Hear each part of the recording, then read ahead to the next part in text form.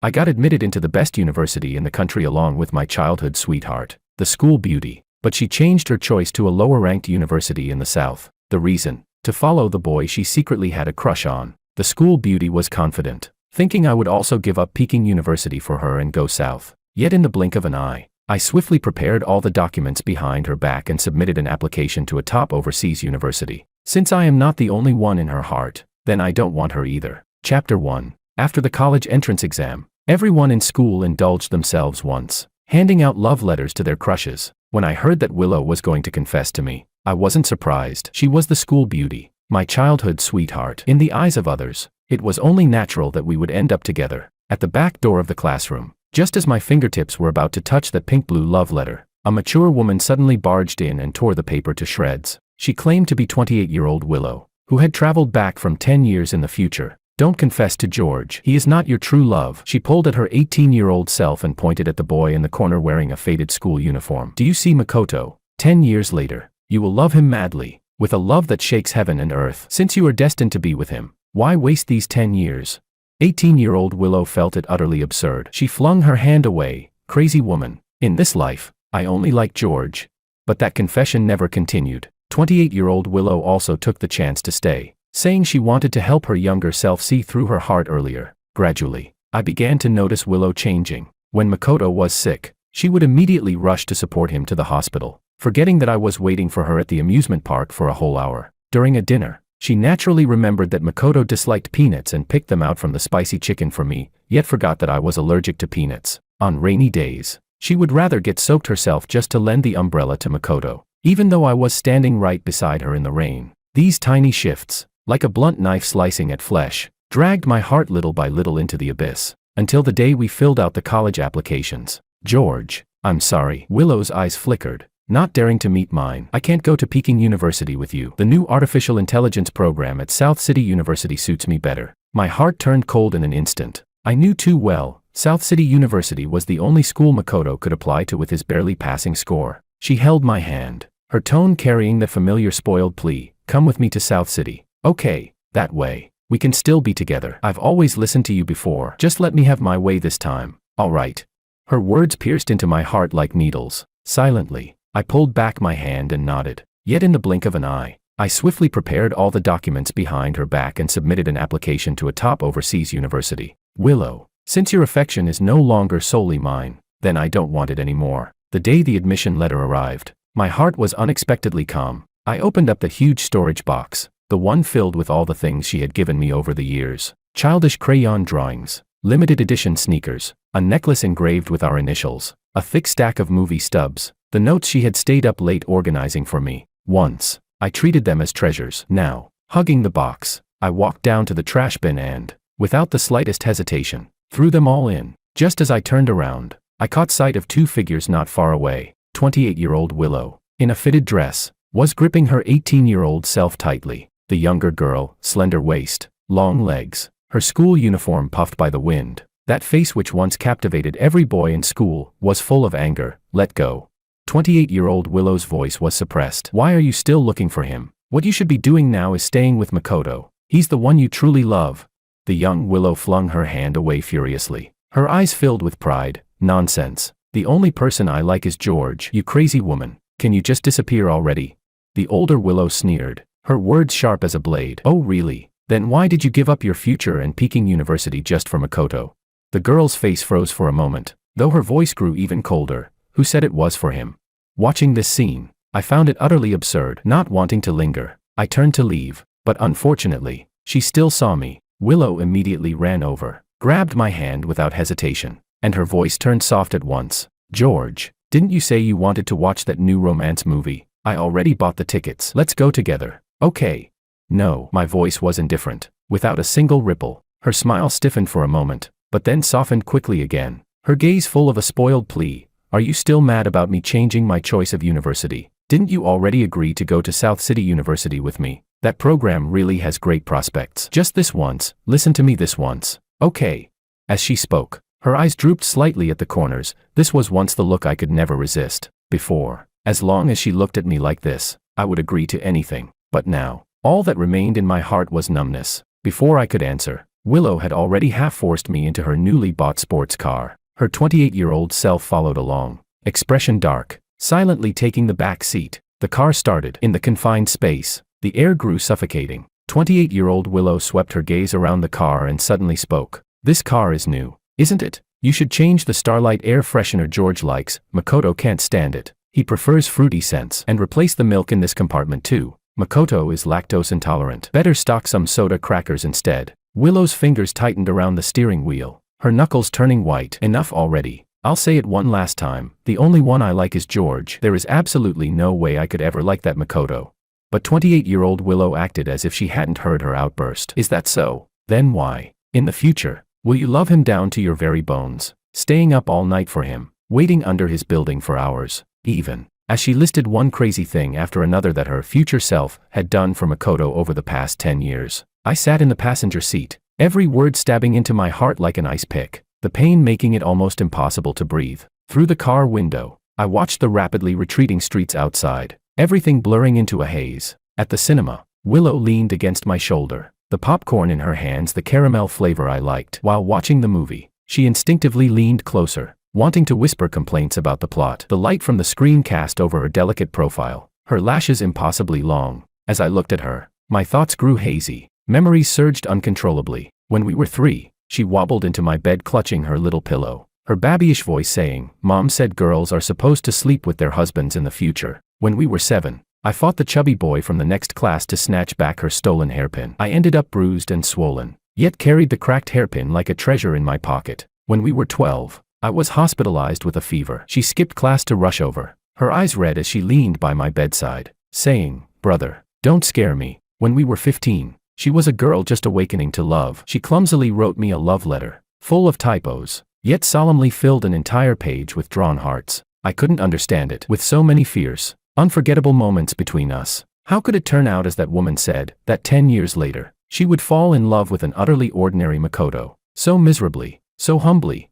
And yet, everything that had happened lately left me no choice but to believe. At that moment, Willow's phone began vibrating frantically, the name flashing on the screen, Makoto. She glanced at it and hung up. The call came again, relentless. She hung up once more, this repeated countless times, until suddenly, the 28-year-old Willow in the back seat grabbed her hand and asked urgently, "What's today's date?" "The 10th. Why?" Willow replied impatiently. "Answer the call, quickly." The older Willow's voice was more frantic than ever. "It's today. Makoto will be harassed by some debt collectors. To escape, he'll jump from the 2nd floor, break his leg, and be bedridden in the hospital for a month. Go to him now." Willow frowned deeply. "What nonsense are you spouting? Even if something really happened, it has nothing to do with me. At most, he's just a classmate. If you don't go, you will regret it. You'll hate yourself for the rest of your life," the older Willow nearly roared. But Willow sneered, her tone firm as steel. "If I abandon George here right now, that's what I'll regret." With that, she directly set her phone to silent and tossed it face down on the seat. The 28-year-old Willow stared at her for a few seconds, her gaze complicated. Finally, she turned away. "You won't go? Then I will." She strode off, disappearing at the entrance of the cinema. The movie continued playing, but I could clearly feel that Willow's mind was no longer here. She grew restless, her fingers tapping the armrest unconsciously, her eyes darting again and again toward the phone that lit up silently on the seat. Finally, when the screen lit up once more, she suddenly stood up, her tone hurried as she lied. "George, I forgot to buy you a Coke. Wait here, I'll be right back." As she said this, she didn't even dare to meet my eyes. Snatching up her phone, she rushed out of the theater. I watched her almost running figure vanish, my heart sinking deeper and deeper, until it felt like it had sunk to the icy bottom of the sea. A strong premonition washed over me. She wasn't coming back. Sure enough, a few minutes later, my phone vibrated. It was a video sent by that 28-year-old Willow. Chapter 2. I opened the video. The image shook, the background a dimly lit alley. In the video was that girl whose every detail was etched into my bones. Her eyes were bloodshot, and with a few bodyguards beside her, she fought like a madwoman, fists and kicks raining down on several thugs. Her blows were ruthless, utterly unlike the poise and elegance she usually carried. Makoto, beaten nearly to unconsciousness, suddenly lunged forward during her pause for breath and wrapped his arms around her waist, his voice trembling. "Willow, stop hitting them. I was worried about you." Her body stiffened instantly. She turned her head, panting, and her tone carried a mix of fear and impatient reproach I had never heard before. "Are you an idiot? In a situation like this, why didn't you call the police? Makoto hesitated for a moment, his voice quiet yet sincere. I don't have any other friends. You're the only real friend I have. Sorry for making you worry. She froze, staring at the boy's earnest gaze. After a moment of silence, her voice softened unconsciously. Set me as your emergency contact. Then, you won't miss me again. Set me as your emergency contact. Those words stabbed into my heart like a poisoned dagger. Once, I had asked her the same thing. There was a time when I accidentally dialed her phone in my sleep. She answered several times with no reply, panicking so much that she spent the whole night sleepless. Rushing back from another city, there were no flights. That pampered young lady forced herself into an 8-hour train ride. When she burst into my home and saw me safe, she hugged me with red eyes. George, you scared me to death. Back then, she forced me to set her as my emergency contact. I thought I would always be her one and only. Turns out, I wasn't. The video blurred. My fingers trembled, and I shut off the screen. A dull ache pulsed from where my heart was. I stared numbly at the giant screen, at the hollow tragedies and joys, unable to take in a single word. When the movie ended, the lights came on, and the crowd surged toward the exit. I too stood and headed for the doors. At that moment, a sharp creak echoed overhead. Then came the wave of panicked shouts, the ceilings collapsing. Run! Boom!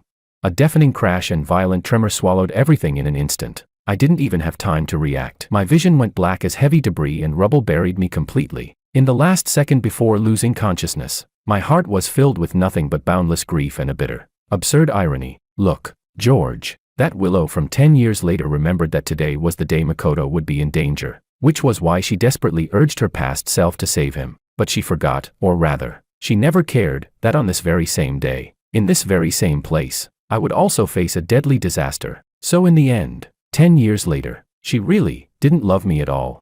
I awoke in crushing darkness. Here, still signs of life. Quickly, through the haze, I felt myself being carefully lifted from the ruins. Blinding sunlight forced tears from my eyes. My body was rushed along as the piercing wail of an ambulance siren split the air. When I came to again, the stinging smell of disinfectant filled my nose. The anesthesia was fading, and the dull ache of surgery returned vividly. I was wheeled out of the operating room, the doctor's voice gentle as he reassured me. The surgery was very successful. The fracture in your left leg has been stabilized. The mild concussion needs observation, but the rest are just surface injuries. Rest well and you'll be fine. Before he finished speaking, my bed suddenly jolted to a stop. I forced my eyes open, and met a pair of familiar eyes. It was her, Willow. She was just stepping out of the room next door. Makoto was beside her, face pale, a bandage on his temple. The 28-year-old Willow was steadily supporting his arm. The moment she saw me, covered head to toe in bandages, face ashen, my leg encased in heavy plaster, her expression changed instantly. She almost immediately shook off Makoto and rushed to my bedside in a single stride.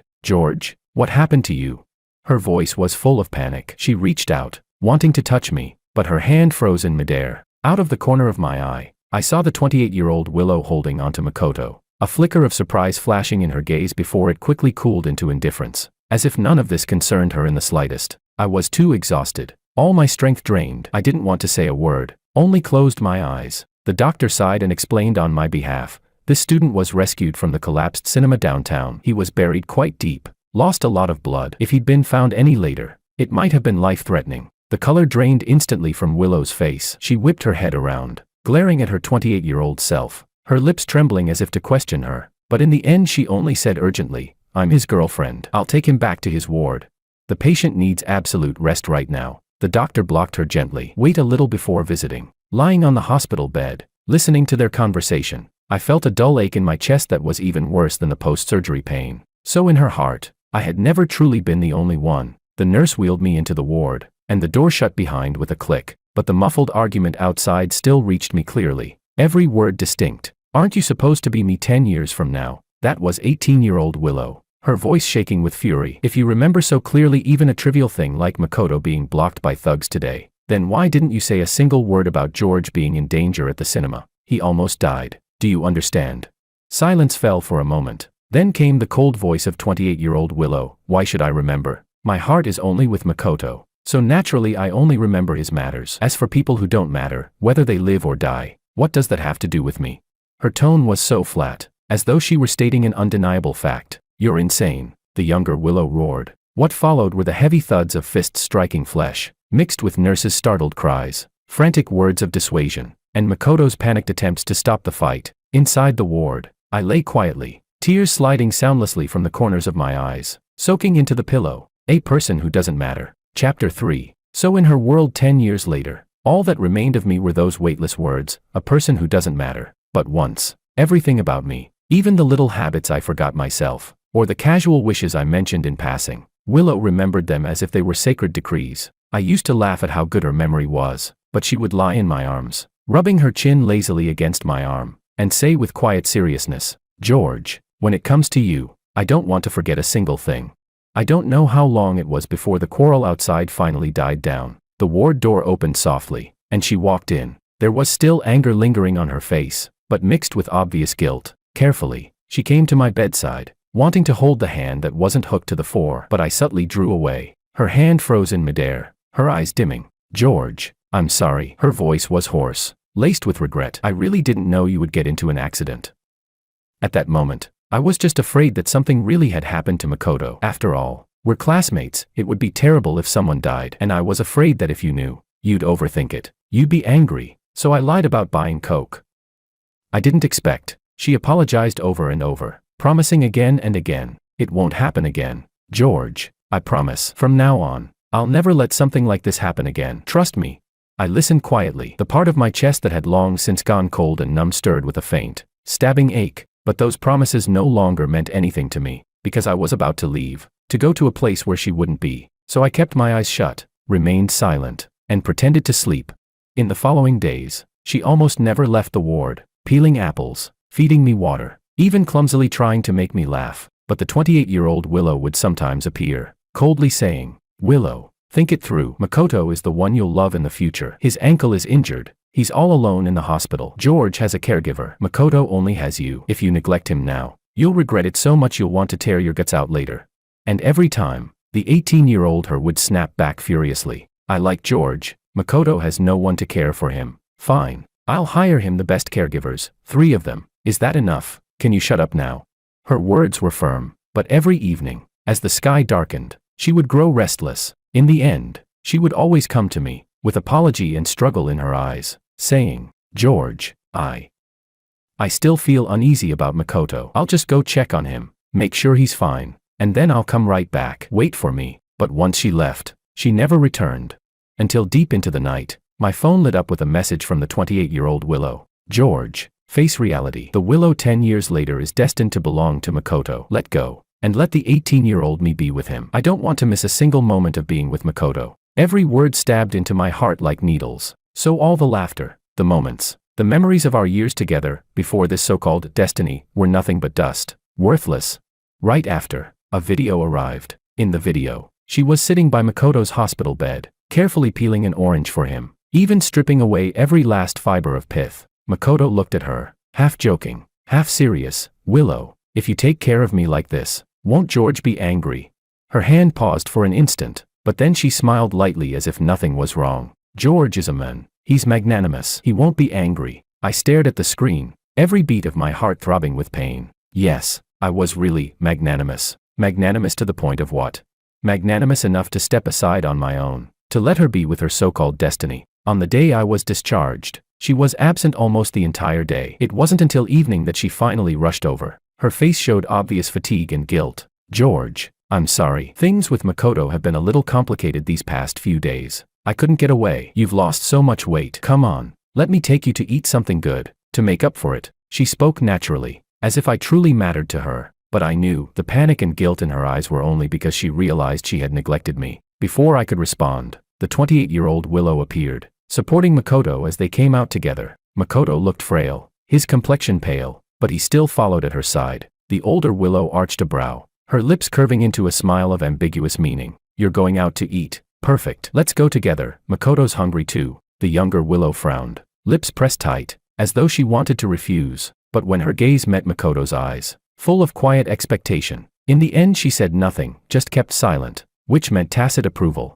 At the restaurant, she picked up the menu and without hesitation rattled off a string of dishes. They were all the foods I loved. My chest stirred faintly, but before I could speak, the older Willow rapped her knuckles against the table, displeased. "Why are you ordering everything Makoto doesn't like? How should I know what he likes?" The younger Willow shot back stubbornly. The older Willow gave a cold snort, snatched the menu straight out of her hands, and ordered a few light dishes instead, so practiced. It was clear this wasn't her first time. Then she shoved her phone screen right in front of the younger one's eyes, her tone sharp and pressing. Look carefully. These are all the foods Makoto will love in the future. Makoto's eyes widened in surprise. How do you know what I like? The older Willow turned to him, her gaze full of undisguised devotion. I told you, I'm Willow from 10 years later. By then, I love you more than anything. My chest clenched tight. In that moment, I felt like nothing more than excess air. Enough. The younger Willow cut her off coldly, flustered as she clutched my hand, speaking urgently. George, don't listen to her nonsense. No matter what happens in the future, the one I like right now is only you. Truly. I sat frozen, my hand held tightly by hers, yet feeling no comfort at all. The older Willow seemed finally provoked to fury. Her voice rang sharp. What use is your stubbornness now? Your feelings for him are only temporary infatuation. Your love for Makoto will last a lifetime. You'll run across the entire city just to buy him a bowl of sweet porridge. You'll drive to another town in the middle of the night to get mung bean cakes because he says he can't sleep. When he's sick, you'll wish you could suffer in his place. All of this, you will do it for him, and the one you're shielding now. One day you'll break his heart to pieces for Makoto. With that, she pulled up her phone's memo app and shoved it under the younger Willow's nose. See for yourself, remember it. These are all Makoto's likes and dislikes. I saw the younger Willow staring at that dense list of notes, then glancing again at the pale-faced Makoto beside her. She fell silent. Her eyes grew complicated, and she even lowered her head to read a little more closely. In that instant, something heavy and blunt pressed hard against my chest, suffocating. Chapter 4. I suddenly remembered that Willow's phone memo had once been my exclusive territory. From big things like my birthday wishes, to small things like an offhand remark, I really want to eat osmanthus cake from the south side of the city, she would solemnly jot it down and then make it happen one by one. Even when my mom asked her to note down a grocery list, she shook her head, clinging to my arm with pride and saying, my memo is only for my George. Back then, the whole family laughed, calling her a love brain at such a young age. But now I finally understood, in the future, that memo once filled only with my name would instead be crammed full of another boy's joys and sorrows. I couldn't take it anymore. I stood abruptly, my voice hoarse. I'm going to the bathroom. In the restroom, I splashed cold water onto my face again and again,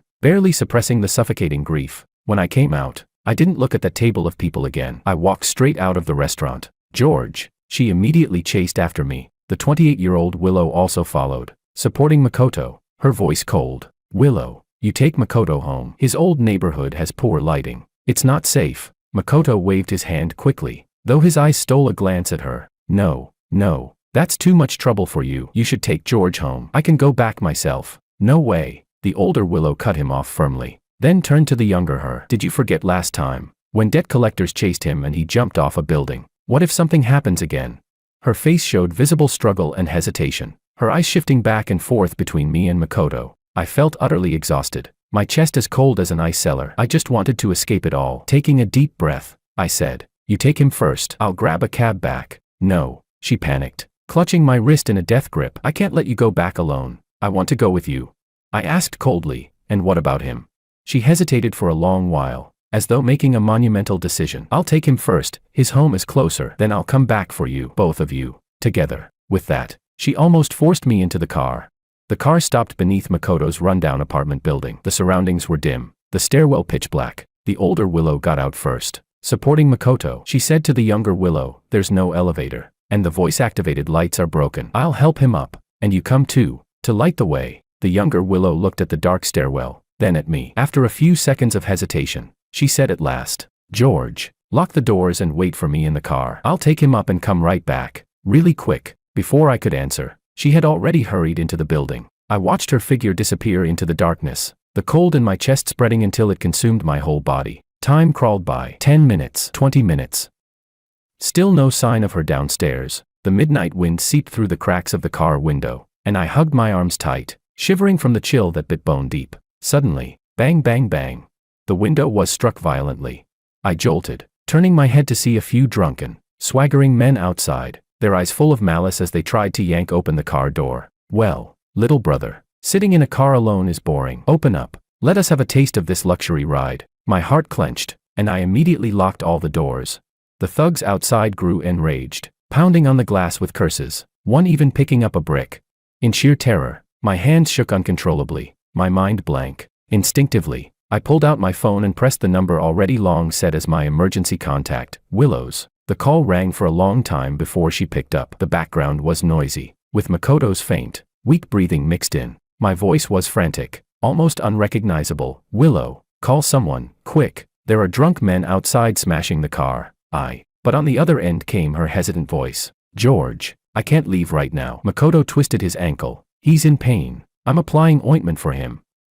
Just lock the car doors. You'll be fine." Before I could respond, she hung up. I froze completely, a buzzing filling my ears, threatening to drown me. My blood turned to ice. I couldn't believe it, truly couldn't believe it. Hands trembling, I dialed again, only to hear the cold, mechanical female voice. "The number you have dialed has been switched off." Outside, the thugs' twisted faces pressed against the glass, their fists pounding again and again, cracks spiderwebbing across the window. My vision went dark, and my chest felt as though it were being torn wide open. Chapter 5. Just when I thought it was truly over for me, voices suddenly barked in the distance, followed by hurried footsteps. The drunks cursed but eventually dispersed. A middle-aged man ran over, tapped on my car window, his tone scolding yet full of concern. "Young man, hurry home. Don't linger in places like this at night. Too many drunks around. You can't handle them alone." I trembled out a thank you, stumbled out of the car, and ran toward home. The night wind howled, cold as knives, and I felt as though I had fallen into an icy abyss. That night, I came down with a high fever, lying dazed in bed for several days. During that time, she only sent a few brief messages. "George, you went home by yourself. Did you make it home? Why aren't you replying?" Then, nothing more. Instead, it was the 28-year-old Willow who haunted me like a ghost, relentlessly sending me videos. In those videos, she was carefully tending to Makoto's ankle, changing the medicine with gentle, attentive hands, as though he was the only person left in her world. Makoto murmured a soft thank you, and she turned her eyes away awkwardly, but she didn't refuse him. I stared at the screen, feeling as though my heart had been soaked in sour water, stinging unbearably. So, in the future, I had long since ceased to be the only one. I thought back to last winter, when I hurt my leg skiing. Back then, Willow had done the same, clumsy but meticulous care, changing bandages, massaging, spoon-feeding me porridge. I had teased her, smiling, didn't expect Miss Lou to actually be so good at taking care of people. She raised her brows proudly, leaned in to kiss me, and said as if it were obvious, "Of course, I learned it just for my George. In this life, I'll only ever care for you." That sentence still echoed in my ears, but now, she was using that care only for me on another boy. When the fever finally broke, the doorbell rang. Standing outside was Willow, absent for days, her face full of guilt and exhaustion she couldn't hide. "George, it was my fault last time for letting you go home alone." Her voice was soft, coaxing. "Don't be mad anymore. Okay, today I'll take you to the amusement park. As compensation, I promise, I'll spend the whole day with you. I won't leave you alone again." I was already numb, unwilling to go, but against her half-pleading, half-forceful persistence, I was eventually pulled out the door. Yet the moment I got into the car, I froze. In the back seat sat Makoto, and the 28-year-old Willow. A flicker of embarrassment crossed her face, and she hurried to explain. Makoto said, "He's never been to an amusement park." He looked so pitiful, so I thought we could just bring him along. "George, you're the most understanding, you won't mind, right?" I turned my gaze out the window. My chest was a frozen void, and I didn't want to say a word. At the amusement park, she and the older Willow went to buy tickets, while I followed behind, and clearly heard their hushed argument. "Since it's Makoto's first time, pay more attention to him. Don't let him feel left out or scared." That was the 28-year-old Willow. "If you're worried about him, you go with him." "I want to be with George." The younger her shook off her hand impatiently, then quickly bought the tickets and ran back to my side, reaching naturally for my hand. The entire morning, she almost never left my side. She played games with me, helped me win a stuffed toy. She rode the roller coaster with me, holding my hand tightly when I screamed uncontrollably. Sunlight spilled across her profile, and in that moment, I almost lost myself, as if we had gone back to the past, to those times when it was just the two of us. So sweet it was suffocating, if only not for the two ever-present gazes shadowing us from behind. After several rides, she tugged me along. "George, let's ride the Ferris wheel, your favorite." But the older Willow grabbed her, voice firm. "No, it's time for the carousel. That's Makoto's favorite ride." "I'm going with George," the younger her retorted without backing down. The two of them locked in a stalemate. Then suddenly, a panicked shout came from the distance. "Make way. The horse is spooked. Move aside." Before I could react, a figure lunged past me. Makoto, with sudden, explosive strength, he shoved Willow, still facing away from the oncoming parade float, still arguing, out of harm's way. And then, bang. A heavy, sickening thud. His entire body was struck by the runaway carriage, flung like a kite with a cut string, crashing several meters away. Blood instantly stained the ground red. Makoto. Willow's eyes went wide with horror. She rushed forward, trembling as she held him, pressing down hard on his wound, her voice breaking to pieces. An ambulance. Call an ambulance. How could you be so stupid? Makoto's breath was shallow, but he forced a faint smile. Because, you're the one I like, Willow. I don't want anything back, just as long as you don't hate me. My feet were nailed to the ground. I looked at Willow, waiting for her to say, as she always had before, that she already liked someone else. That person was me. But she only held him tighter, her eyes red. Not a single word. In that moment, I heard the sound of my heart shattering completely. So loud, so sharp, it drowned out everything else. Chapter 6. The ambulance wailed as it arrived, and both Willows, the 18-year-old and the 28-year-old, rushed inside with Makoto in panic. Through it all, her eyes never once left Makoto, not for a single second. And I, the one standing outside the crowd, my face pale as paper, she didn't even notice me. I took a cab to the hospital on my own. From the long corridor, I watched with my own eyes as she clutched Makoto, nearly throwing herself into the operating room with him. She pulled out her phone, her hands trembling, but her voice steely, carrying a force that brooked no refusal. Dad, my classmate is hurt. Call every top specialist you know and get them to the central hospital immediately. I want him alive. That familiar scene was like a poisoned blade, stabbing straight into my heart, then twisting cruelly. I remembered last year, when I was in a car accident. Back then, she had been the same, carrying me in a frenzy, even when her own arm was bleeding badly, demanding that they draw her blood to give to me. Anyone who tried to stop her, she would fight to the death. At the time, I thought that was proof that I was her only one. But now, it had become the sharpest irony. I couldn't bear to watch anymore. I turned and left the suffocating hospital. My footsteps staggered, my back so lonely that even the sound of my steps echoed hollow. In the days that followed, I never set foot in that hospital again. But the 28-year-old Willow clung to me like a restless ghost, bombarding me with messages. In the videos, she sat by Makoto's hospital bed, feeding him soup in soft tones, peeling apples, even reading him storybooks. In the photos, she was asleep by his bedside, their hands tightly entwined. Her intention couldn't have been clearer. She wanted me to back off, to let them be. I didn't reply. My heart was already numb, frozen past the point of feeling pain. Until the day of the graduation ball, she had sent a gift box to my house early, a finely tailored suit. When I changed into it and went downstairs, the first thing I saw was Makoto standing by her car. The suit he was wearing was almost identical in design and details to mine. The only difference was that his was more elaborate, the fabric finer and of higher grade. Makoto noticed my glance and, with good intentions, explained, "George, this suit is from Willow. Looks like it's from the same series as yours." My heart sank heavily. From the corner of my eye, I caught Willow's face stiffen instantly, unnaturally so. She hurried to change the subject, pulling me into the car. The moment the door shut, my phone buzzed. It was a message from the 28-year-old Willow. "Did you see? The one Makoto's wearing is the original haute couture. Yours is just the companion piece, mass-produced, thrown in as a bonus when buying the real one." Her heart has already started to shift. My fingers tightened around the phone, icy cold. The pain in my chest no longer felt like pain, just a hollow emptiness. At the ball, each pair had to sign in together as dance partners. I saw her pick up the pen, and almost instinctively, she wrote down her name together with Makoto's. Only after the ink was already on paper did she jolt back to her senses. Panic flashing across her face, she rushed to explain, "Sorry, George. I wrote it without thinking. It was a mistake." She even turned to her older self and suggested, "Why don't you be George's dance partner for the sign-in?"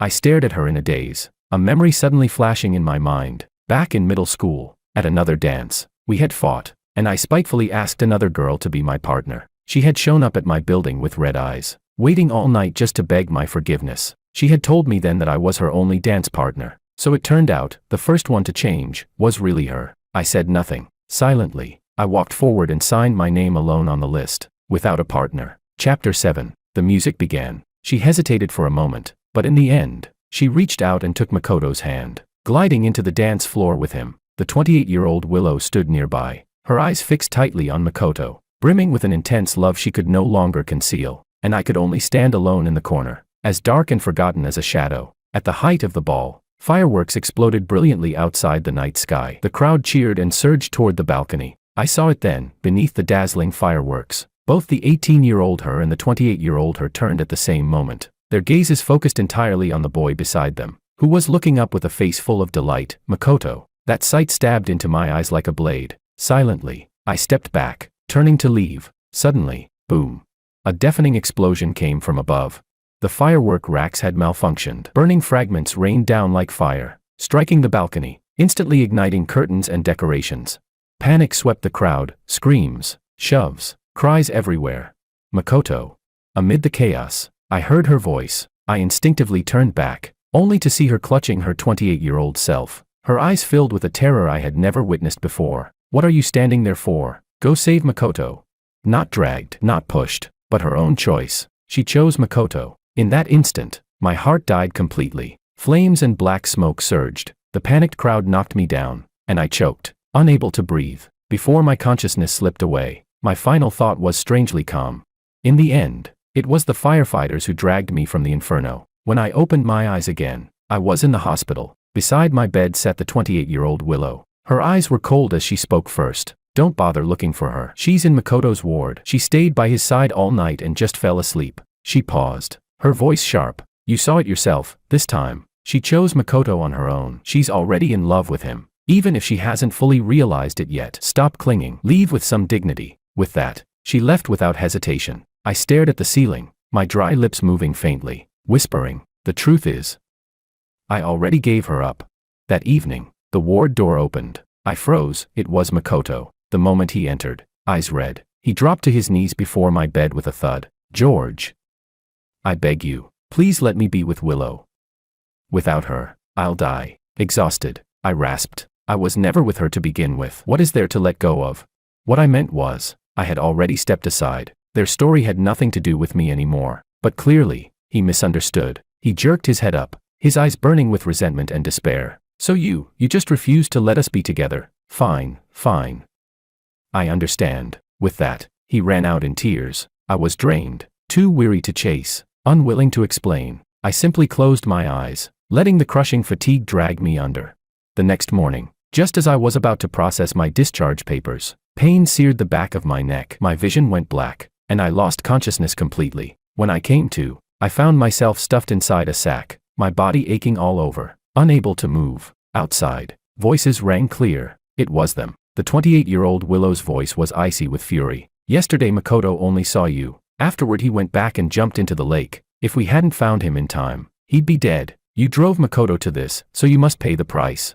And the 18-year-old her voice trembling with struggle and hesitation. What price? Makoto's fine now, isn't he? Don't do something reckless. Chapter 8. No harm. That was just Makoto's luck. You hurt the person we love the most. If I don't vent this hatred, I'll never be at peace. Don't worry. I'm only teaching you a lesson, tying you up, scaring you, so you'll have some fear in the future and never dare to hurt Makoto again. It was the 28-year-old Willow, her indifference so chilling it froze me to the core. After a moment of silence, I heard the 18-year-old her finally speak. Don't go too far, otherwise, I'll never forgive you. Understood. Now go back to accompany Makoto. He just woke up. He needs you. The older one's voice suddenly softened. Then came the sound of footsteps fading away. The air fell silent. Like death itself. I knew the 18-year-old her had left, and the very next second, a cold, cruel order rang out. Do it. 99 strikes, not one less. Make him remember this lesson. As the iron rod came down with a whistling crack, my vision burst into a haze of red. Ugh. The first blow landed on my back, my body arching violently, teeth sinking deep into my lip as the taste of blood filled my mouth. The second strike crashed against my leg, my bones feeling as though they had been shattered. The third whipped across my arm, the sound of flesh tearing unmistakable. The waves of pain drowned me like a rising tide. I was like a fish flung onto shore, writhing and spasming inside the sack. My nails dug into my palms until they split and bled, but I clenched my teeth, refusing to cry out. 99 strikes. I lost track of how many times I blacked out, only to be forced awake again by agony. All I remembered was that when they finally dumped me at the doorstep, even my breathing reeked of blood. I don't know how long it took before I dragged myself back home, my body on the verge of collapse. My phone rang. On the screen, it was Willow. With the last of my strength, I picked up. On the other end, her voice was weary, but carried little guilt. George, I'll be staying at the hospital for the next few days to take care of Makoto. His emotions are unstable. You stay home and rest, and in a few days, we'll go to South City University together. She didn't even ask me what I had been through. Listening to her, my heart went completely cold. She didn't know, I wouldn't be going to South City University. I wouldn't love her anymore. I said nothing, just a faint drained of all strength, before hanging up. In the days that followed, dragging a body covered in vicious bruises, each step a stab of pain, I quietly packed all my luggage for studying abroad. On the day of reporting to campus, she was still at the hospital, never came back, alone. I wheeled my suitcase to the airport. Before boarding, I compiled everything, the countless videos and photos sent by her 28-year-old self, every scene of the 18-year-old her and Makoto together, every intimate moment, and the brutal images of my back and arms, carved with 99 welts. I sent it all to the 18-year-old Willow. This would be my final dignity. In the postscript, I only wrote a few lines. I know you've already fallen for Makoto, so I've decided to step aside, to give you both my blessing. I won't be going to South City University. These 99 strikes have already severed every possibility between us. Willow, in this lifetime, we'll never meet again. After sending it, I didn't hesitate. I blocked and deleted every one of her contacts, leaving nothing behind. As the plane roared and climbed into the clouds, I looked at my reflection in the cabin window. Calm, no tears, only cold, unyielding resolve. In that moment, I finally understood. To let someone go is to do it quietly and completely. Chapter 9. On the other side, the hospital ward was filled with the smell of disinfectant. Willow sat at Makoto's bedside, but her gaze seemed unfocused. Just then, her phone vibrated. A file transfer request popped up. The sender's name, George. George. These past days, he had been distant and indifferent toward her. This was the first time he had ever taken the initiative to send her something. Willow didn't know his intention, but for some reason panic stirred in her heart. She immediately clicked to receive. The download bar crawled forward, every second slicing at her patience. Makoto softly called her name, but it couldn't ease her growing unease. Finally, the file finished. She opened it in a rush. The first thing to appear was a video. The background was Makoto's ward. On the screen, she was bent over, clumsy but intent, peeling an orange for Makoto. The angle was hidden, clearly filmed in secret. Next came photos, her and Makoto at a restaurant, handing him a glass of water, in the hospital hallway, supporting him as he walked, even one from the amusement park, her eyes unconsciously following Makoto as he was struck down. Willow's breath hitched. These fleeting moments she herself might not even have remembered clearly, had all been captured, recorded, and sent to George. A wave of anger surged in her chest, but stronger still was a gnawing panic. He saw everything. Her fingers trembled as she swiped to the next image. This time, the subject was George. In the photo, his once fair skin was covered in hideous bruises, some places torn open and bleeding. The wounds sprawled across his arms, back, waist. There wasn't a patch of unmarked flesh. The last few pictures showed an iron rod, tossed carelessly on the ground, as if still stained with blood. A deafening roar filled her head, her blood rushing backward, leaving her ears ringing. Frantically, she enlarged the images, her trembling fingers searching for any trace of forgery. But the details of the wounds were so real, so vivid, it was suffocating. Who did this? Could it be the 28-year-old Willow? That day, she had said she would teach George a lesson. Could this have been what she meant? And finally, George's note, words that shattered her completely. I know you've already fallen for Makoto, so I've decided to step aside, to give you both my blessing. I won't be going to South City University. These 99 strikes have already severed every possibility between us. Willow, in this lifetime, we will never meet again. Her mind went blank, buzzing. She dialed George's number like a madwoman. The number you have dialed has been switched off. With his phone off, she turned to WeChat, but all she got was a red exclamation mark. Every contact she could think of, all vanished into the void. A crushing panic consumed her. She no longer cared about anything, not even the Makoto in the hospital bed. She grabbed her car keys and rushed out of the ward, speeding all the way to George's apartment building. She pounded furiously on the familiar door, but only silence answered. A neighbor from across the hall, disturbed by the noise, peeked out. Don't bother knocking. George isn't home. He left this morning with a suitcase, said he was going abroad to study. Gone. Willow froze in place, her whole body cold. Whatever else the neighbor said, she couldn't hear a word. Her mind was filled only with those bloody, brutal photos, and the echo of George's departure. He was really gone. All because of those 99 strikes. All because of the misleading photos sent by her 28-year-old self. In the end, they had driven away her George, driven him to no longer want her. Willow rushed back to Makoto's ward. As expected, the 28-year-old Willow was there, holding a towel as if to wipe Makoto's face. Was it you? What did you do to him? Willow grabbed her older self by the collar, slamming her hard against the wall, shoving her phone almost into her face, the screen displaying close-ups of George's horrific injuries. The older Willow froze for a moment, her eyes flicking across the photos, a flicker of emotion flashing within them. but it quickly vanished into cold indifference. She pried Willow's hand off, her tone flat. He drove Makoto to the point of jumping into the lake, nearly losing his life. Compared to that, a few flesh wounds are nothing. I just made sure he remembers, don't touch what should never be touched. Bastard. Willow swung her fist in fury. That was George, my George, the one I love most. How could you raise your hand against him? The older Willow easily blocked her, twisting her wrist with terrifying strength. Willow, wake up. For Makoto, it's all worth it. He is the one we love. And George, what does he matter? No, you're lying. I love George. Willow screamed back, her voice raw. Do you? The older Willow sneered. Then why did you keep abandoning him for Makoto? Why did you change your college application? Why did you leave him at the cinema? Admit it, your heart already strayed long ago. I just helped speed up the process, saved you both from wasting 10 years of your lives. For a moment, Willow was struck speechless. At that moment, Makoto stirred from the noise, weakly murmuring, Willow, don't fight.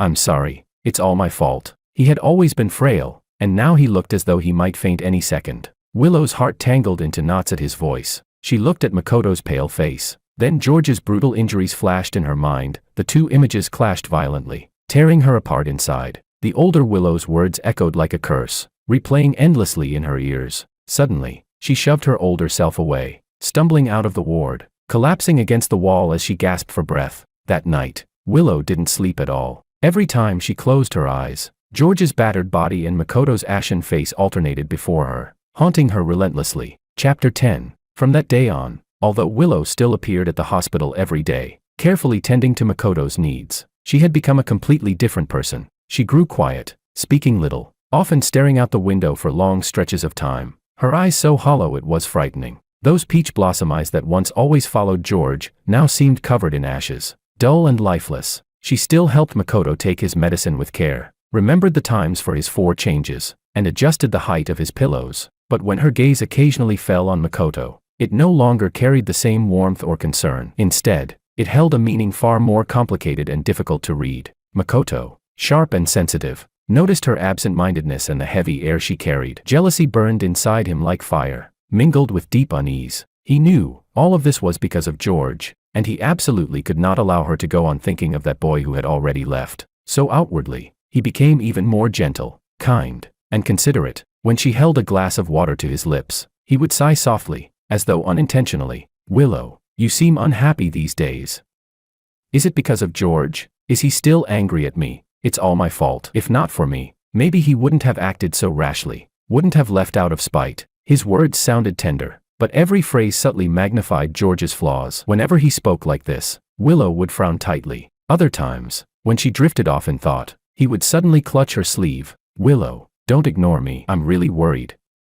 You're all I have now. If you don't care about me either, I honestly don't know what I'd do. He tried to use his weakness and his dependence on her to reel back her wandering thoughts, to bind her firmly at his side. The 28-year-old Willow saw all of this and, of course, seized every opportunity to reinforce her own conviction. Whenever Makoto was asleep, she would coldly whisper to the younger Willow staring blankly out the window, "Look at yourself. For a boy who's already in the past, who was vicious enough to drive Makoto into the lake, you're falling apart. Do you think you're being fair to Makoto? He is the one you'll truly love in the future, the one you'll risk everything to protect. Stop having thoughts you shouldn't have. Give your whole heart to Makoto." Usually, Willow only stayed silent, responding with a cold profile, but sometimes, when pushed too far, she would suddenly whip her head around, bloodshot eyes burning, her voice hoarse with rage. "Shut up. If the future you keep talking about has to be built on such cruel sacrifices, then I'd rather not have it at all." Yet after shouting, faced with the older Willow's cold, resolute gaze and the pale, fragile figure of Makoto on the bed, a vast helplessness and confusion would swallow her whole. The future, that so-called future, pressed down on her until she could barely breathe. To ease her suffocating anxiety, she sometimes met with her closest friends. At the dinner table, someone would casually ask, "Willow, why haven't we seen George lately? Weren't you two always stuck together like conjoined twins? Did you fight again?" Willow's expression instantly froze. Her lips moved, but she couldn't say a single word, only clumsily changed the subject. A sharp-eyed friend noticed her strange demeanor and muttered suspiciously, "Willow seems kinda weird lately." But none of them could pinpoint exactly what was wrong. Willow tried every method she could think of to find traces of George. At last, with no other choice, she called one of their mutual friends. On the other end, the boy's tone was surprised. "George?" He didn't say where he went. We haven't been in touch for a long time. She dug out the old email account they once shared as children and sent him a long letter. No reply ever came. She even went to stand beneath his apartment, staring up at that darkened window. She waited the whole night until dawn broke, but that window never lit up again. For the first time, she felt so vividly, so desperately, George was truly gone, completely, cleanly erased from her world. He had left carrying his hatred for her, perhaps also her wavering heart, and the utter despair of those 99 strikes, and she was left behind, surrounded by Makoto's sobs, her 28-year-old self's cold words, and the relentless gnawing of regret that chewed her heart apart, leaving her unable to move. George, where are you? Chapter 11. Across the ocean. The air carried a strange damp chill as I dragged my suitcase out of the airport. On the streets, hurried passers-by spoke in a language I couldn't understand at all. Loneliness washed over me like a tide, seeping into every corner of my life during those first few days. The tiny apartment I rented was cramped but clean. I had to assemble the furniture piece by piece myself, and every formality had to be handled alone. In the classrooms, the professor's technical terms sounded like an indecipherable code. During group discussions, I often couldn't get a word in. I would sit there stiffly, trapped in awkward silence. At night, waves of anxiety and frustration drowned me. The 99 strikes that scarred my body gradually faded with time, the purple bruises turning into faint marks, but the scars in my heart throbbed quietly every silent night. Willow's impatient tone during that last phone call, the image of Makoto leaning against her, the sound of the rod striking me again and again, all remained my unshakable nightmares. Yet I did not give up. I gritted my teeth and endured. The library became my second home, one lamp, stacks of thick books and notebooks, keeping me company until dawn. I practiced speaking over and over, forcing myself to join group discussions, even if my sentences stumbled and broke. Hard work paid off. By the end of the first semester, my transcript bore a shining A. My professor praised my paper publicly in class. During group projects, I could finally express my ideas clearly. Confidence, long lost, returned to me little by little. That semester, our group had a particularly heavy project. It was then that I met Anna, a Chinese upperclassman 2 years ahead of me. She was well known in the department, capable and admired. At our first meeting, she wore a simple white sweater and khaki pants. Her demeanor was calm, her words precise and logical, never overbearing. During collaboration, she noticed my diligence and quick learning ability. She admired my thought process, and when I ran into technical barriers, she would recommend a few helpful papers, always at the right time. Never intrusive, always respectful. Her way of speaking carried just the right balance, a comfortable sense of boundaries. It made me slowly develop a quiet fondness for her, a sense of peace. One night, as we stayed late in the lab, my old stomach condition flared up. Cold sweat covered my forehead. My face turned ghostly pale. I tried to endure, unwilling to slow our progress, but my trembling didn't escape Anna's eyes. Are you feeling unwell? She immediately stopped her work, her brows furrowing, eyes full of genuine concern. Rest for a bit. There's a first aid kit here. I remember there's medicine for the stomach. I'll find it. Watching her turn to search through the cabinet, a long-lost warmth rose inside me. She returned with medicine and warm water, watching as I swallowed the pills. Thank you, I whispered, truly moved. She smiled gently, then naturally shifted the topic to something light, distracting me. That unspoken care made me feel, for the first time in this foreign land, a sense of solid safety. A few days later, the weather warmed. I wore short sleeves. While handing her some documents, my sleeve slipped, revealing a faint scar still etched on my arm. Anna's eyes flickered over it and paused for a moment. I realized instantly, yanking my sleeve down as if burned. My fingertips turned cold, shame and pain rushing back all at once. But she asked nothing, no prying, no pity. She only accepted the papers, her gaze gentle, with just the faintest trace of sorrow hidden in her eyes. Then, she pointed casually out the window toward a blossoming tree and smiled. Look. The cherry blossoms bloomed early this year. I heard there are more in the botanical garden. If you have time, you should go. Clear your head a bit. Her graceful diversion left a sting in my heart, but also a warmth that slowly began to melt the ice. All right, once the project's done, I answered softly. I'll go with you. Her eyes met mine, sincere, calm, and I felt heat rising to my face. When I was with her, I didn't need to pretend to be strong. I didn't need to explain my past. I could simply be George, the most ordinary version of myself. With her encouragement and presence, smiles gradually returned to my face. I discussed interesting ideas from class with her, sometimes accepted the Chinese snacks she happened to buy an extra of. One afternoon, under a golden sun, we really did go to the botanical garden together. The breeze shook the cherry blossoms loose, petals drifting gently onto my hair. At that moment, I felt as though maybe, just maybe, I could really start over. Anna looked at me. I tilted my head back slightly, closing my eyes to feel the sunlight. Her gaze lingered on me, soft and unwavering. Sensing something, I opened my eyes and met hers. She froze for an instant, while I, without knowing why, smiled. "You look nice when you smile," she whispered. The warm sunlight poured over me, and my heart gave a sudden tremor. In that instant, I felt the frozen block inside me finally crack open, a sliver of light breaking through. To let go, it might be long and painful, but at the very least, I was trying to look forward. Chapter 12. Life as a student in a foreign country no longer felt quite so unbearable, because Anna was by my side. In the lab, we often sat next to each other, those two neighboring seats becoming the place I knew best. The days were calm and fulfilling. I worked hard to immerse myself in academics, trying to fill every empty space with busyness, so the shadows in my heart wouldn't swallow me whole. Not long after, the department announced a large-scale international competition. I hesitated at first, but Anna's words jolted me awake. "You're excellent. Why not give it a try? This is a great opportunity." In the end, with her encouragement, I submitted my application. Preparing for the competition was harder than I'd imagined. Countless nights, I stayed in the lab, staring at the screen, revising plans, tearing down my ideas only to rebuild them from scratch. One time, while I was drowning in frustration, the lab door opened quietly. Anna walked in, placing a late-night meal beside me. Her voice was soft. "Don't push yourself too hard. Take care of your body." She didn't disturb me much. She simply sat nearby, opened her laptop, and kept me company in silence. In the lab, the only sounds were the faint tapping of the keyboard and the rhythm of our breathing. When I occasionally looked up, her focused profile under the warm light appeared especially gentle and clear. In that moment, an indescribable sense of reassurance, and something else, a subtle stir, quietly rose in my chest. My heartbeat skipped for no reason. Halfway through the competition, my project hit a bottleneck. Days of repeated failure left me exhausted. On the brink of giving up, Anna noticed my state and shut my laptop without asking. "Take a 10-minute break." I leaned back in the chair, closing my eyes in weary silence. Moments later, I felt her hand press lightly on my shoulder and neck, easing the stiffness in my muscles. Her voice was husky yet gentle. "You've been pushing yourself too hard. Even if you don't win, it's fine. At least it's a challenge you took on." Her words tightened my throat. I thought of the hot milk and painkillers that always appeared on my desk these past weeks. My voice came out low. "Thank you.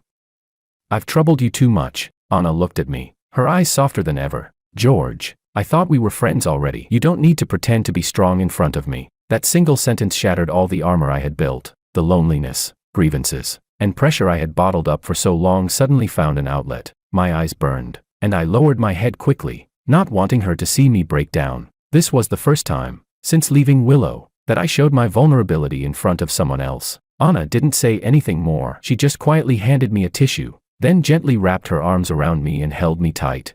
After endless days and nights of effort, my project finally won first prize in the competition. Standing on the podium, listening to the thunderous applause, I felt dazed for a moment. I instinctively looked down into the crowd, and there she was. Anna's gaze was steady and bright, clapping hard for me. Her eyes brimmed with unabashed admiration, as if she were the one who had won. In that instant, my heart gave a sudden thump. After the ceremony, I walked off the stage clutching my certificate. Anna was already waiting, a bouquet in hand. She held it out to me. "Congratulations, George." She smiled. I accepted the flowers, looking up to meet her eyes. The smile in them was clean and genuine. We didn't say a word. We just smiled at each other, and in that moment, the air between us flowed with an unspoken understanding. To celebrate, she took me to a restaurant with a wonderful atmosphere. The lights were warm, the music gentle. Anna looked at me, hesitated for a moment, then asked softly, "George, if you don't mind, could you tell me why you came all the way here to study alone? Before, you always looked so sad." My hand tightened around the glass, my chest constricted, but I quickly pressed it down. After a few seconds of silence, I lowered my head, hiding my emotions under the shadow of my gaze. When I looked up again, I forced a faint smile. "Once, I really liked someone." My voice was quiet, as if narrating someone else's story. "I liked her for many years, thought it would last a lifetime. Later I realized, it was only wishful thinking on my part. That past wasn't worth much." I didn't mention her name, nor the details, but the disappointment seeping through my words was unmistakable. Anna didn't probe further. She wasn't curious, didn't press me for more. She just watched me quietly, her gaze tender. After paying the bill, she didn't take me straight back to my apartment. Instead, she suggested with a smile, "It's still early. There's a park nearby. Want to take a walk?" The park at night was peaceful. We walked side by side along the path, and the tight knots in my heart slowly loosened. Suddenly, she stopped, turning to look at me seriously. Under the night sky, her voice carried a steady warmth. George, the people and things of the past, good or bad, aren't worth your sorrow anymore. They're just a part of your journey. She paused, her gaze soft yet firm. Your future is long. You'll see broader horizons, meet better people, live a better life. You deserve the best of everything. Her words were like a warm wind, brushing through the barren wasteland of my heart. I raised my head, my eyes gradually moistening. My voice trembled, but it was sincere. Thank you, Anna. Chapter 13. After George left, Willow's life turned into utter silence. Every single word in George's final message, along with those shocking photos of his wounds, tormented her day and night. The memory of her 28-year-old self's icy words, "Give him a lesson," and the blurred figures of those hired thugs made it impossible for her to stay calm any longer. She decided to ignore the warnings of her older self and began her own secret investigation. George was always kind. He would never force Makoto to jump into the lake. Sure enough, she eventually found the surveillance footage from that day at the hospital. From beginning to end, it was Makoto who forced George away from her. George never uttered a single word. Not long after, a flash of malice crossed Makoto's eyes, and then he deliberately leapt into the school's artificial lake. Regret and fury devoured her at once. Willow let out a strangled sob, her nails digging deep into her palms. She remembered the flat, despairing tone of George's last message. It hadn't been petulance at all, it had been the voice of someone whose heart had completely died. She took the surveillance footage and rushed home. In order to take better care of Makoto, her 28-year-old self had moved him into her own house. In the living room, Makoto was reclining on the sofa eating fruit. When he saw Willow walk in, his face lit up with a sycophantic smile. "Willow, you're back." Before he could finish, Willow shoved her phone in his face, her voice cold as ice. "What is this? George never forced you to jump into the lake, did he? This was all your setup, wasn't it?" Makoto's face went pale, his smile freezing. Seeing the redness in Willow's eyes, he turned away. "It's not like that. Willow, listen to me, not like that."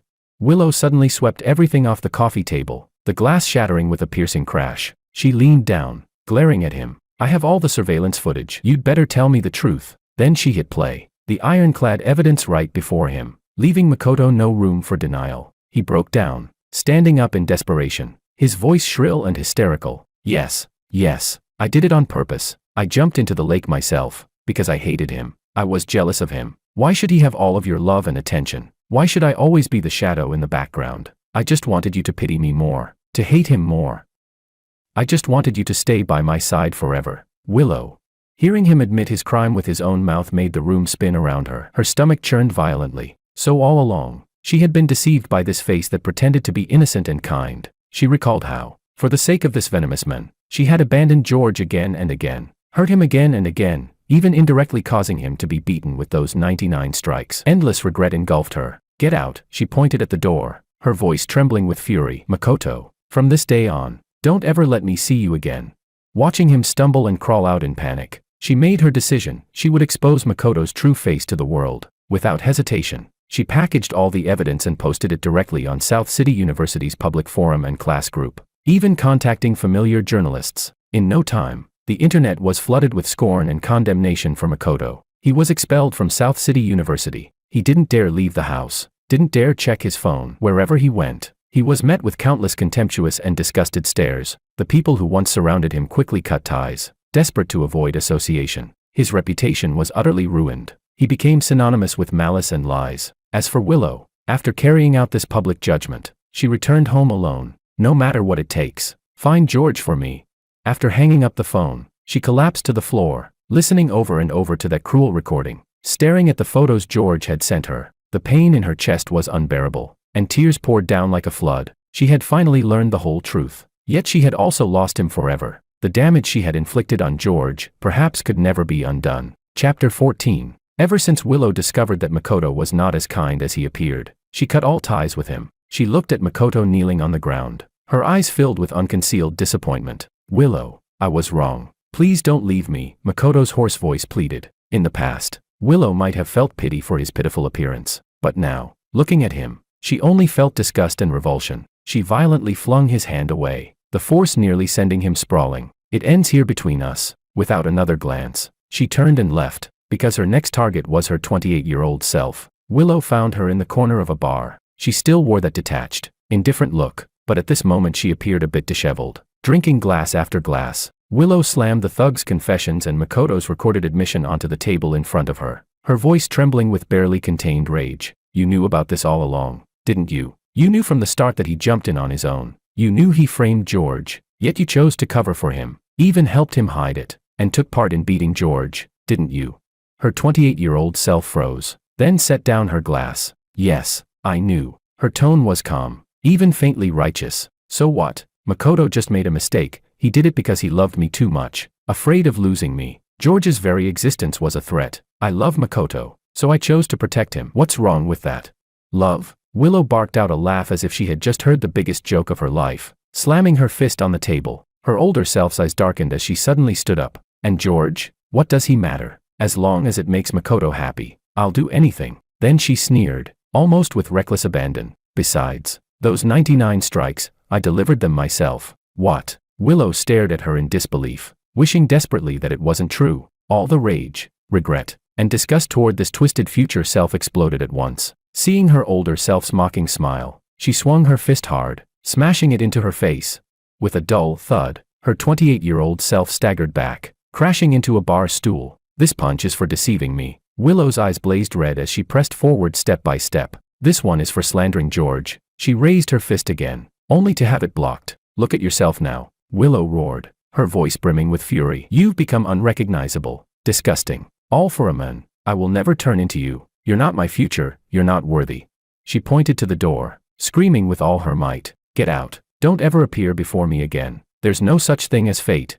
Her 28-year-old self wiped the blood from the corner of her mouth, looking at her furious, desperate, yet crystal clear younger self. Her eyes flickered violently. As Willow's shouting echoed, her older self's figure began to turn faint and unreal. She opened her mouth, as if to say something. Willow, let George go, don't be with him. But before she could finish, her body faded away completely, like a pencil sketch being erased, leaving behind only unfinished words and empty air. Willow stood there gasping, staring wide-eyed at the spot where her older self had vanished, her fists clenched tightly, her heart pounding furiously. The final, unclear words disappeared into nothing. Now, Willow had only one thought in her mind. She had to find George and beg for his forgiveness. She frantically dialed his number, sent countless unanswered messages, contacted anyone who might know his whereabouts, yet all in vain. But because she spent her days like a headless fly, she quickly became thin and gaunt. Her parents soon noticed their daughter's abnormal state. Seeing their once proud daughter reduced to such a hollow shell, they were heartbroken and shocked. During one drunken breakdown,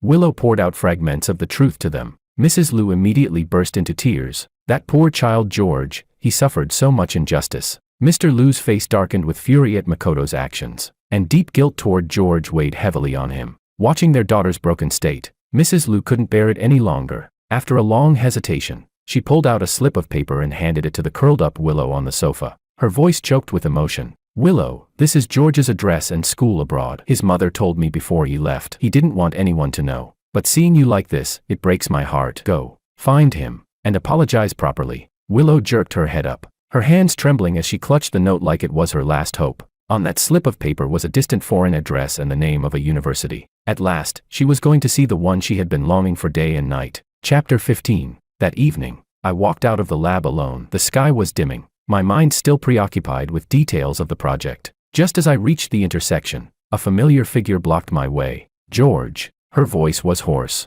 her eyes bloodshot, filled with a desperate urgency I no longer recognized. Willow. I froze for a moment, but quickly returned to calm. She rushed forward in a few steps, trying to grab my hand, but I instinctively pulled away. What are you doing here? My tone was cold, laced with impatience. The moment her gaze met mine, she panicked, as if clutching her last straw. Her words tumbled out, trembling with emotion. George, I know I was wrong. I know everything Makoto did, how he framed you, and those 99 strikes. I know now. I was stupid. I misunderstood you. I hurt you.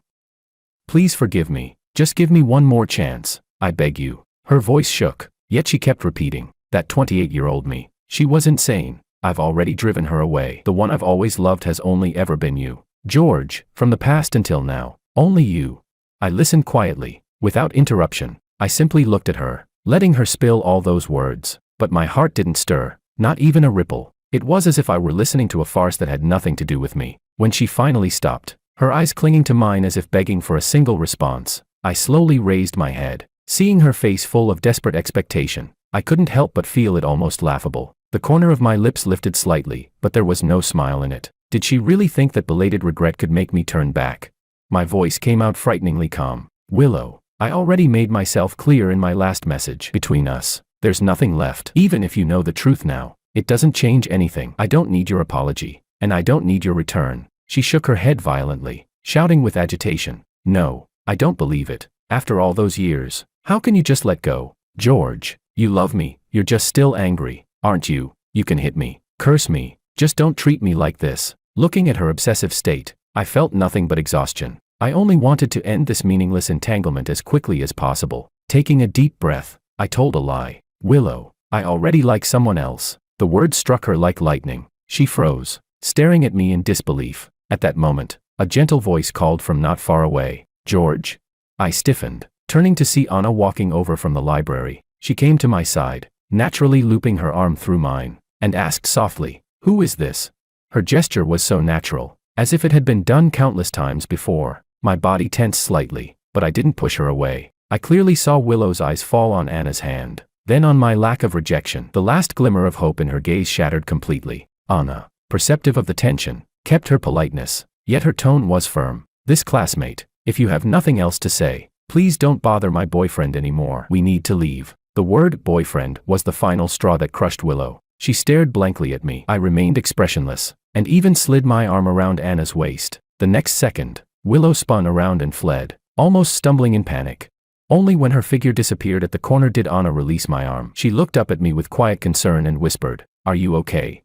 I shook my head slowly, my throat tight. She's the one I told you about. Understanding flickered in Anna's eyes. She asked nothing more, only wrapped me in a comforting embrace. If she ever comes to bother you again, tell me. I'll stand in the way for you. Her voice was quiet, but steady and reliable. There were no grand declarations, yet I felt a security I had never known before. I lifted my eyes to hers. In those warm, sincere eyes, there was no suspicion, no questions, only trust and protection. The taut string in my chest finally loosened, and a gentle warmth seeped into my heart. I whispered back, "Okay." Chapter 16. Willow did not give up. Every morning before dawn, someone would be waiting downstairs outside my dorm. She always held soy milk and buns from the breakfast shop I used to like the most. But each time, when I came down and saw her holding out that bag, I would take it, only to throw it straight into the trash can nearby. Only after the dull thud of the bag hitting the ground echoed would I glance back at her, my voice cold. "Willow, the more you do this, the more you remind me of how cruel you once were to me." She would freeze, drained of all strength, and I would turn away, walking off without a single ripple in my heart.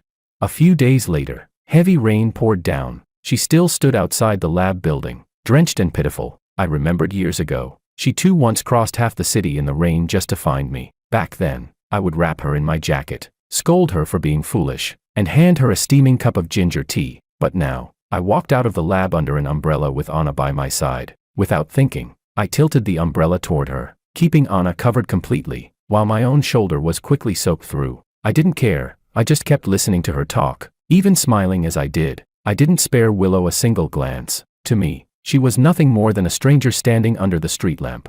That night, I was so exhausted I fell asleep at the lab desk. When I woke, I found a coat draped over my shoulders. It was Anna's. She was sitting quietly nearby, typing on her computer. For a brief moment, warmth spread in my chest, but the next second, chaos broke out outside the window. Through the rain, their shadows flickered in the light. Willow and Anna. Willow's eyes were wild, desperate, and fierce. Before Anna could even speak, she shouted with red-rimmed eyes, "George and I have over 10 years of history. Do you even know what we've been through? You've only known him for how long? What right do you have to steal him away?"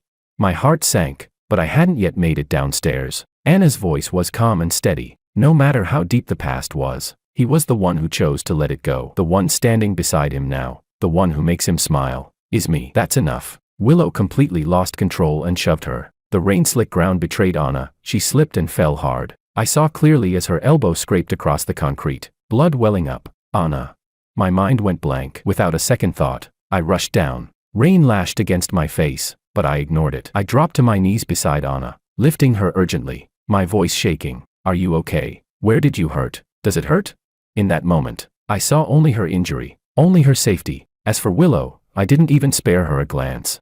That was when I truly understood. The one I once could never let go of had already vanished from my life completely. The only one I wanted to protect was Anna, right before my eyes. Helping Anna to her feet, I finally turned back to Willow. Disgust and disappointment surged through me as I said coldly, "Willow, is hurting others all you know how to do? I already have a new life. Don't ever appear in front of us again." With that, I carefully supported Anna and walked away. From beginning to end, I never gave Willow another look. To me, she was nothing more than a speck of dust on the roadside. To treat Anna's wound, I brought her back to my apartment. Looking at the bruise and scraped skin on her elbow, guilt surged through me. "I'm sorry, it's all because of me." My voice was hoarse, my chest tight with pain. "It's not your fault," Anna gently interrupted, reaching out to pat the back of my hand. As though calming a frightened animal, I lowered my head, guilt pressing down until I could barely breathe. The next moment, she suddenly clasped the hand I was about to use to apply medicine. "George," her voice was earnest and tender. "Ever since the first time I saw you in the lab, I couldn't help wanting to get closer to you." My hand froze. Instinctively, I tried to pull away, but her grip was both gentle and firm. I lifted my eyes,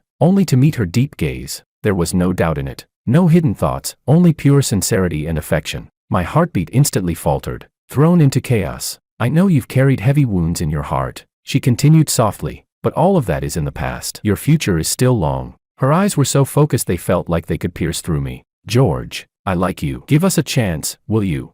Her sudden confession was like a beam of light, breaking through the darkness that had weighed on me for so long. I didn't answer right away. My face burned, my heartbeat pounding like it was about to burst from my chest. Yet the hand she held, I no longer pulled it back. Silence lingered in the air for a few seconds. At last, I gave the faintest of nods, my voice trembling. "Okay." Anna blinked in surprise, then smiled. That smile was so warm, it felt impossible not to fall into it. I lowered my gaze to our fingers, tightly interlaced, and a long-lost sense of security welled up inside me. In that moment, I knew I had finally grasped the light that belonged to me. Chapter 17. After last night's confession, I woke up with a fleeting sense of disbelief, as if that flutter in my heart had only been a dream. It wasn't until I saw Anna's good morning message, reminding me not to forget about today's date, that the corners of my lips curled up involuntarily. At the art exhibition, accompanied by Anna, we walked shoulder to shoulder like any ordinary couple, exchanging quiet remarks from time to time. Anna naturally reached for my hand,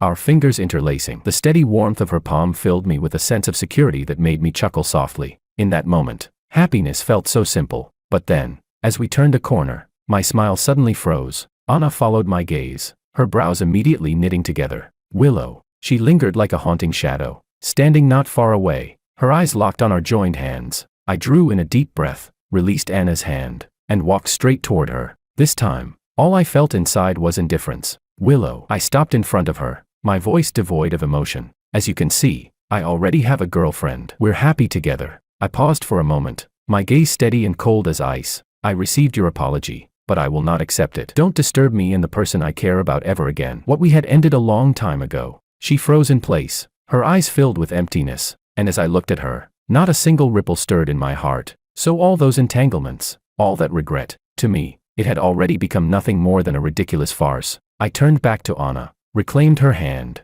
and the irritation within me instantly faded. "Let's go." "All right." Anna nodded, slipping her arm around my shoulder. We walked away side by side, never sparing Willow another glance. Behind us, she stood utterly alone, her eyes hollow with despair, but in my heart, there was only release. At last, I had completely let go. Crushed and hopeless, Willow returned home. The empty room still bore traces of George's presence. She drowned herself in alcohol day after day, trying in vain to numb the longing. One day, while cleaning the room, Willow stumbled upon a notebook tucked away in a corner. It was a diary, in the handwriting of her 28-year-old self. Her hands trembled as she flipped it open. January 2nd. I fought with George over divorcing for Makoto's sake. George refused no matter what. It's strange, in the past, seeing him sad would tear me apart, but now I only feel irritated. I must really not love him anymore. February 8th. To force him into divorce, I sabotaged his company and even put bombs on his parents, just to make him sign the divorce papers. He finally did,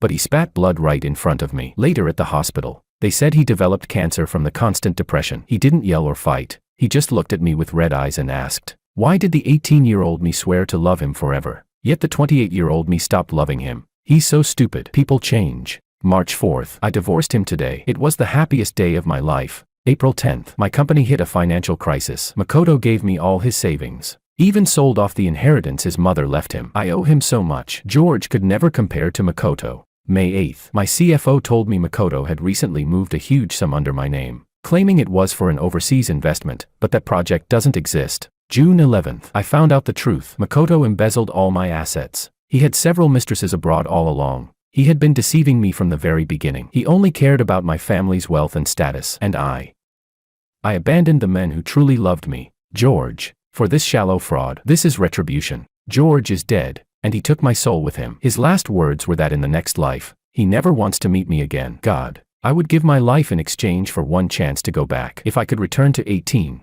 I would personally push myself toward Makoto. I would make sure George stayed far away from me. That way, he would never again be hurt because of me. Never waste 10 years drowning in sorrow. George, this is the only thing I can still do for you. The diary ended in messy, almost frantic scribbles. Willow's hands trembled violently, her knuckles pale from the force of her grip. So that's it. So that's the truth. 10 years later, George had been destroyed by her own hands. And Makoto had been a carefully crafted lie from the very beginning. The surge of fury shattered what little reason Willow had left. She seized the diary and stormed out of the house. She found Makoto hiding alone in a rented apartment. The moment he saw her at the door, he let out a terrified scream and tried to slam it shut. But Willow forced her way inside. Ah, Willow, let me go. Makoto struggled desperately, his face ashen. Willow thrust the diary before his eyes, her gaze bloodshot. Makoto, your acting skills are truly remarkable. You fooled me, and even the me from 10 years later, completely.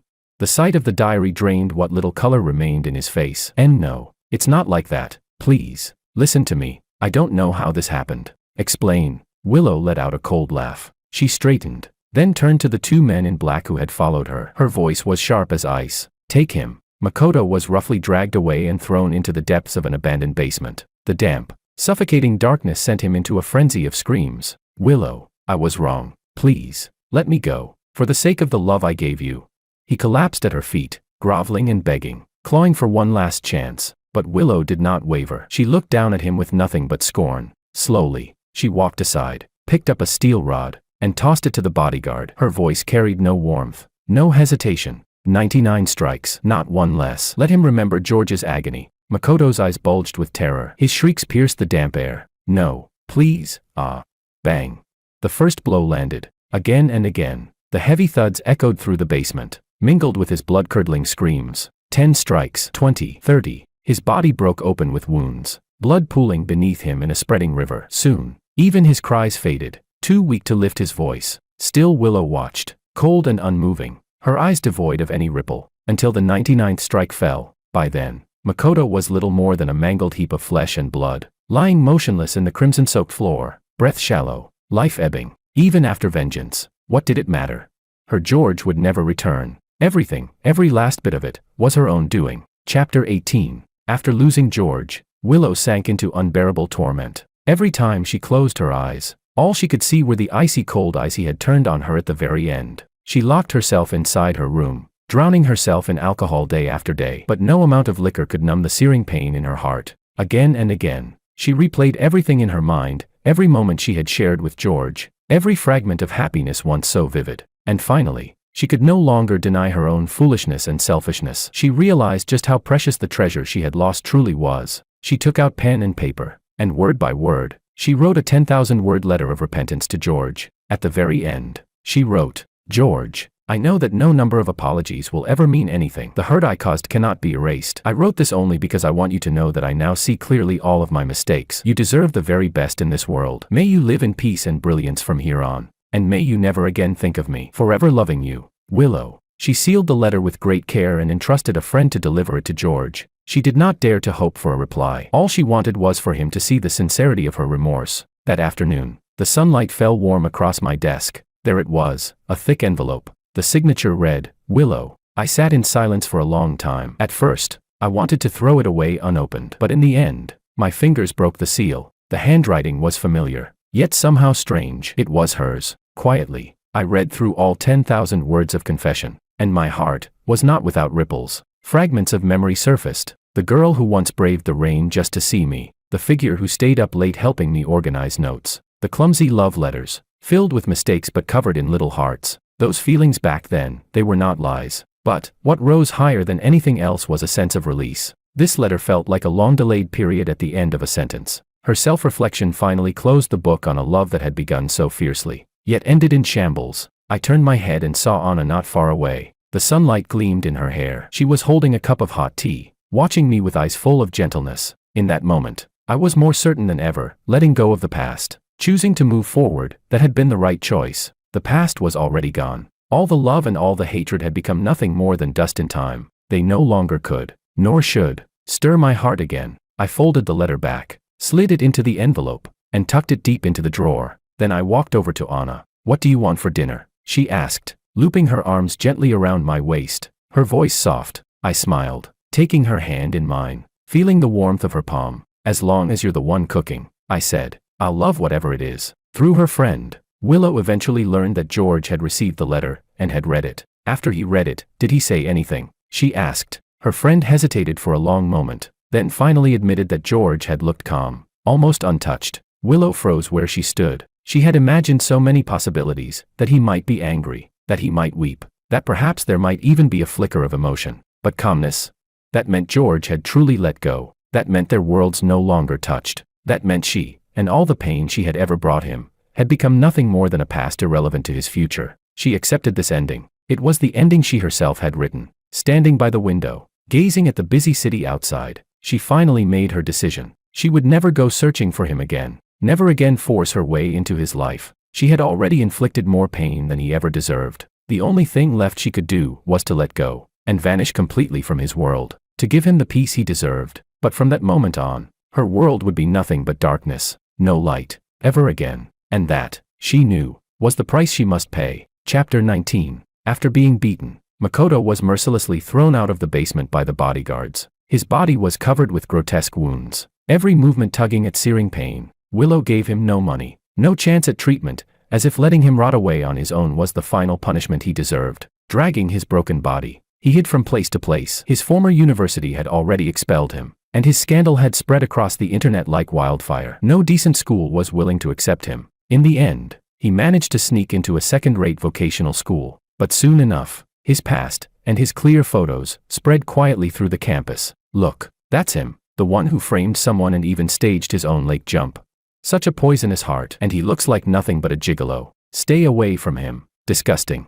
In the cafeteria, as he ate alone in the corner, someone threw leftover bones into his tray. Walking down the path, others deliberately bumped into him or hurled used tissues at his body. His textbooks often went missing, and his desk was scrawled over with insults like fraud and pretty boy liar. No one wanted to be near him. No one would talk to him. Wherever he went, people recoiled as though from plague. Makoto grew increasingly silent. His gaze turned hollow, vacant. He often mumbled to the air, sometimes giggling, sometimes weeping. Day after day, the cruelty of campus bullying gnawed at his already fragile nerves. One noon, he was once again curled up in the cafeteria corner, mechanically picking at his food. Just then, the television in the hall played an international news segment. Suddenly, a familiar name and a confident face filled the screen. It was George. The news reported that George's research team had won a prestigious international award. On screen, he wore a sharp suit, standing under the spotlight, smiling with confidence and brilliance. The broadcast even mentioned his girlfriend, Anna, showing a photo of the two gazing at each other with warm smiles,